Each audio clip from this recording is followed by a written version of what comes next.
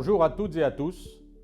Je vous souhaite tout d'abord, au nom de l'ensemble de la Fédération régionale des travaux publics de Bourgogne-Franche-Comté, une très belle et heureuse année 2022. Qu'elle vous apporte à vous et à votre entourage santé et réussite dans tous vos projets.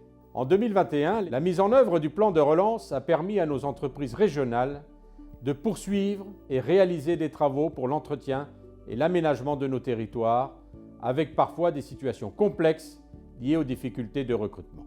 Notre Fédération régionale des travaux publics de Bourgogne-Franche-Comté a porté haut et fort les intérêts de la profession auprès des décideurs économiques, du préfet de région et des préfets de département. Nous nous sommes employés à maintenir et renforcer nos partenariats, notamment avec les collectivités territoriales qui restent nos partenaires privilégiés.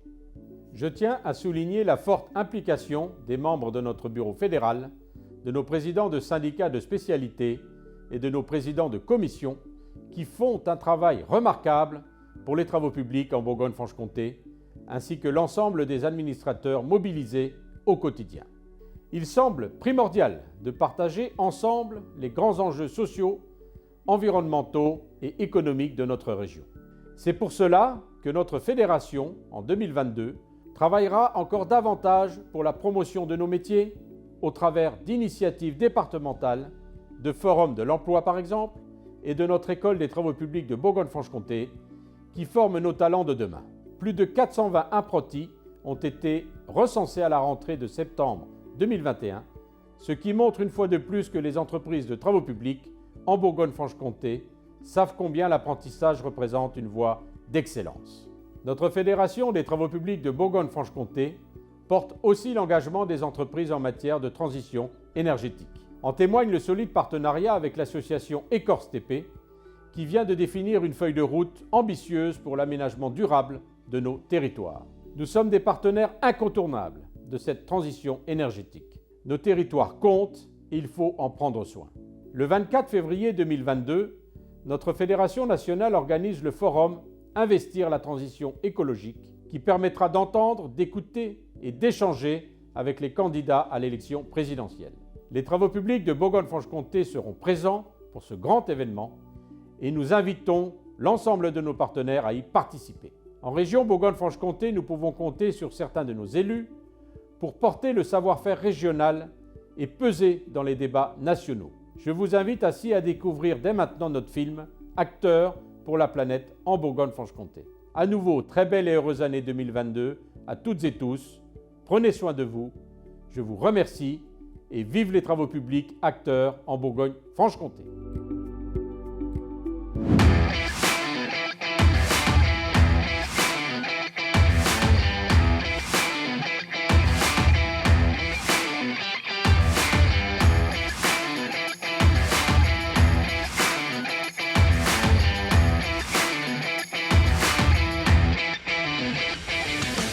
Partons de principes aujourd'hui qui sont clairs. Tout le monde a bien conscience qu'il faut agir pour lutter contre le réchauffement climatique. Si je prends la question de l'habitat, je vais donner un exemple très simple. Aujourd'hui, il faut absolument, pour lutter contre le réchauffement climatique, avoir des centrales biomasse qui produisent de la chaleur. Et cette chaleur, elle est distribuée par des réseaux de chauffage urbain. En 2018, les émissions de gaz à effet de serre liées à l'acte de construire et d'aménager des infrastructures s'élevaient à 23 millions de tonnes de CO2, soit 3,5% de l'empreinte carbone globale de la France. Mais pour autant, les infrastructures sont indispensables au fonctionnement et au développement de notre pays. Il est donc nécessaire, et c'est une très bonne chose, que la profession des travaux publics s'engage pour réduire cette empreinte carbone. C'est pour cette raison que l'IDRIM a élaboré dès 2020 un pacte d'engagement des acteurs des infrastructures de mobilité. Il doit, ce pacte, pour la décennie 2020-2030, permettre de porter une vision commune de l'avenir de ces réseaux au service des mobilités et d'apporter des réponses concrètes et soutenables pour les gestionnaires. Il a pour vocation à être décliné de façon opérationnelle dans les territoires.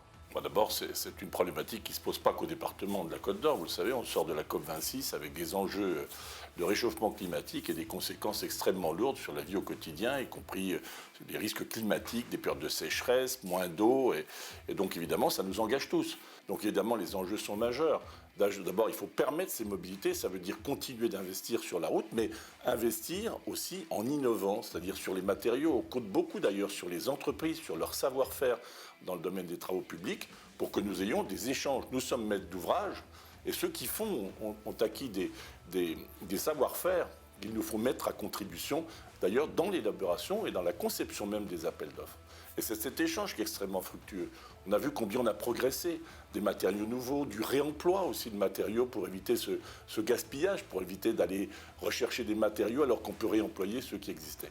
Et puis il y a des enjeux aussi de savoir-faire pour préserver la biodiversité. Ça fait maintenant un certain nombre d'années que les intercommunalités se sont saisies de ces sujets.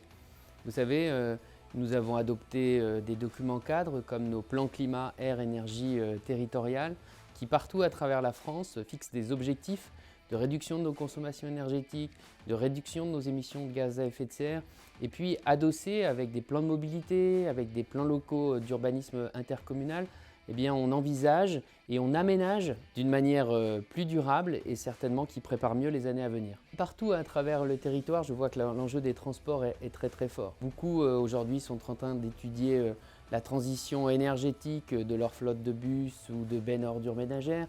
Beaucoup aujourd'hui, quand on parle de politique de stationnement, nous sommes en train de désimperméabiliser les parkings, et ça on a besoin des techniques des entreprises des travaux publics, et puis dans le bâtiment aussi bien évidemment. Aujourd'hui nous sommes toutes et tous engagés dans des bâtiments à énergie positive, à faire en sorte que la consommation énergétique soit de plus en plus faible. Toutes les techniques qui peuvent être proposées aujourd'hui par le bâtiment pour faire eh bien, tout simplement des constructions beaucoup plus écologiques et beaucoup plus responsables et qui préparent l'avenir.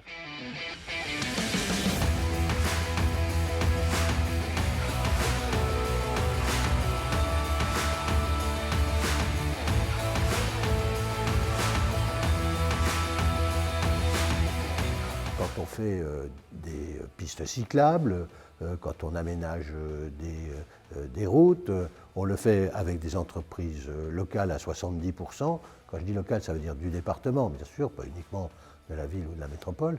Et donc, il est très important que nous ayons des bonnes relations avec des entreprises locales qui elles-mêmes ont conscience, on va dire les choses comme ça, qu'elles doivent agir elles-mêmes à travers leurs chantiers pour que ceux-ci soient, comment vous dire, le plus propre possible, enfin le moins énergétivore possible. Notre conseil départemental a été un des premiers à signer ce pacte territorial, et cela avec les acteurs locaux, la FRTP bien sûr, et il se décline en 10 points, allant de la décarbonation des infrastructures à l'amélioration de la sécurité sur les chantiers, en passant par l'adaptabilité des infrastructures aux diverses formes de mobilité et au changement climatique.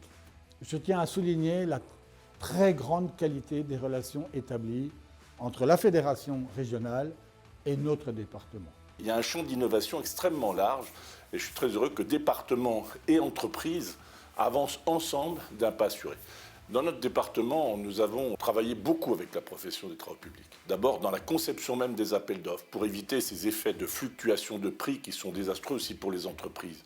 Et donc nous avons travaillé ensemble à la dimension d'un juste prix qui soit respectueux des finances publiques mais qui en même temps permette l'innovation, permette aussi à nos entreprises de faire face. Le monde de demain ne sera sans doute pas le monde d'hier. Et pour ça, on a besoin d'innovation. On a besoin que les entreprises nous apportent leur savoir-faire, leur technicité, et puis tout simplement comment elles adoptent elles-mêmes dans leur manière de produire, eh bien, une manière de produire plus responsable et plus respectueuse de l'environnement.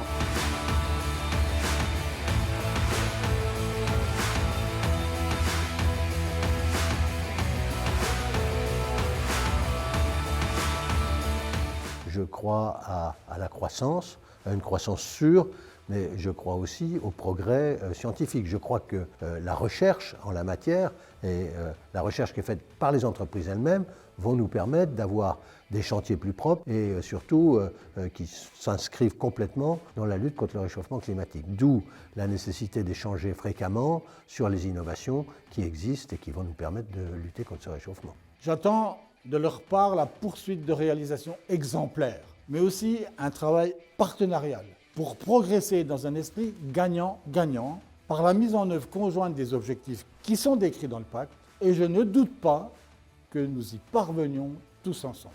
Donc ça ne peut se concevoir, en tout cas c'est ma conception, que dans un dialogue extrêmement construit avec les professionnels qui eux aussi, dans leurs entreprises, sont en quête d'innovation et ont ce souci permanent de continuer d'équiper la France, mais de le faire en préservant les grands équilibres de demain, c'est-à-dire l'équilibre climatique.